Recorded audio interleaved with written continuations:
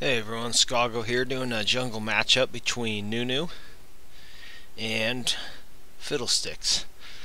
So Nunu has his consume, which is basically like an extra smite in the heals, so he can clear super fast. Basically, you're always going to take your Q first for that. The only reason you wouldn't is if you needed your Ice Blast because of an invade or something, or if you were invading. It's hard to gank with him because you kind of need all three abilities. If you need to blood boil your teammates and you need your Ice Blast to gank properly. So it's hard to gank before 3, so you don't usually see level 2 ganks coming out of him. It's something to note if you're going against him, or if you're playing him, you want to just get the 2 buffs and then gank a lot. You kind of just camp one lane with him. He's not as... You can invade and steal their buffs a lot. He's just really good at taking the big mob. He's not as good at clearing the entire camp. This guy tends to be camping mid and making Akali's life really difficult, and not really clearing his wraith camp as his strategy. His strategy is fairly effective, as he does a great job of making life difficult for Akali this game. He still doesn't find an ability to shut down Akali completely. Akali just is really good at taking out single targets, so he can usually just take out Wukong by going out. So, but you can just see how this lane might have snowballed a little worse. So this pathing is really good if you think Shaco could be in that brush, or Fiddlesticks could have gone into that Wraith brush and been sitting there ready to fear him. So that pathing is just so it's the cautious path to run around and do it. He saved his smite because he didn't really need it to take blue, and that gives his smite up to just go take red immediately so he can start ganking. So that's kind of what that was about.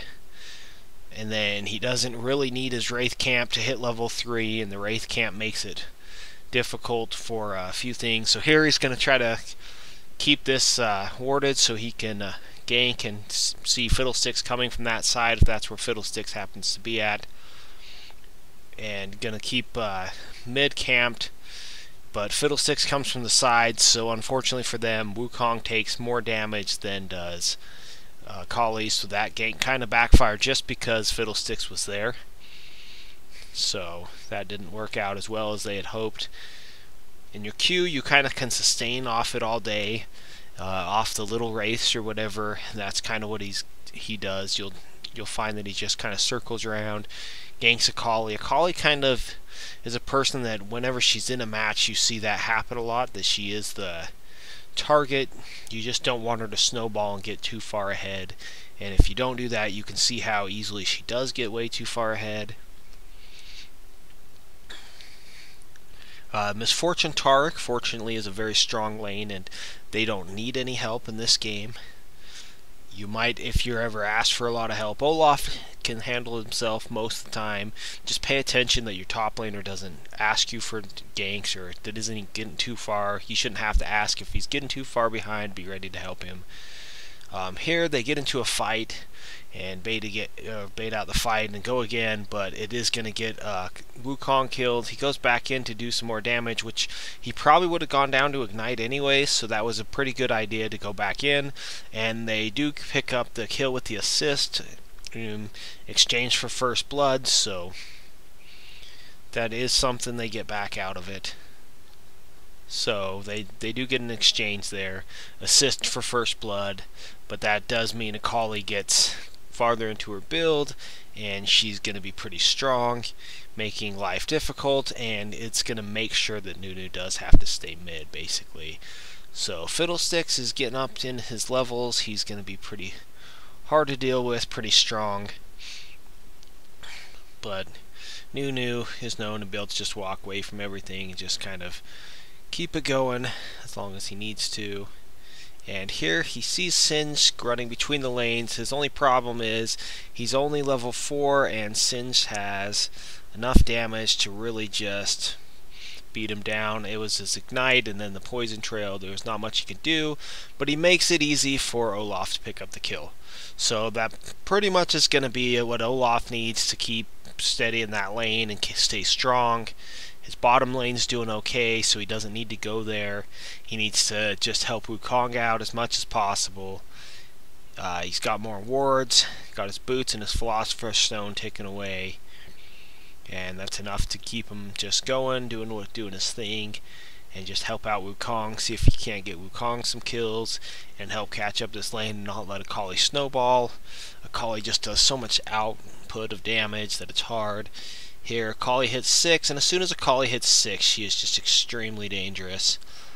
And here they're able to get the kill without giving up the kill back.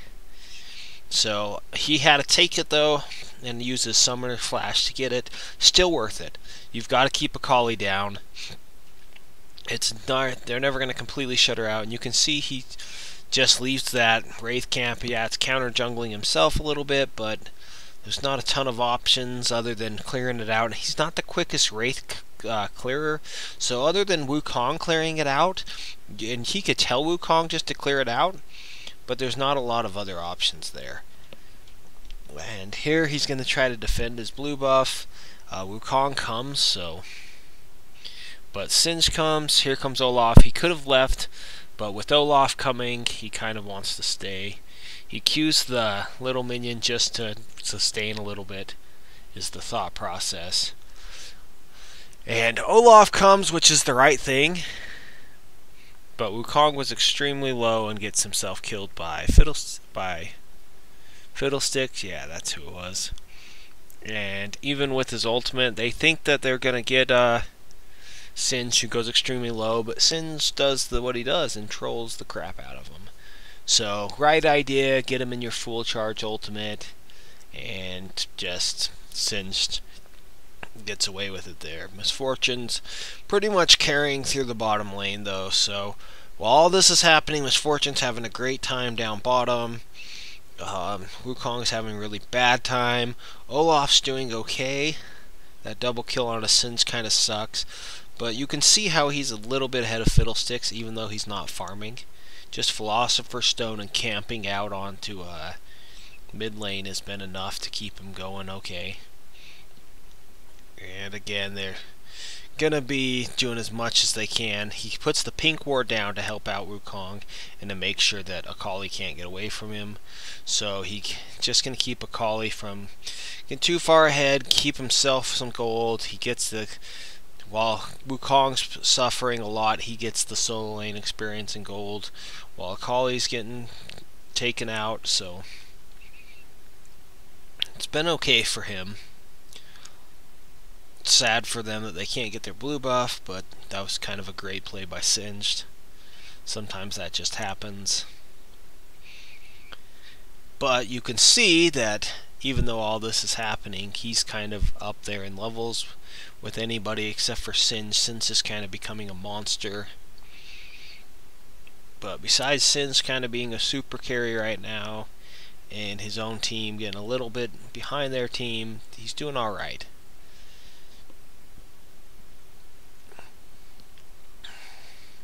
So honestly, with how Wukong's been doing in lane, he should be taking the Wraith camp. Maybe when you're with Nunu and you're leaving yourself counter jungled, you should probably do something like that. Here, Singed is just huge, and he probably should have left a lot sooner. With all that CC, he just gets himself killed.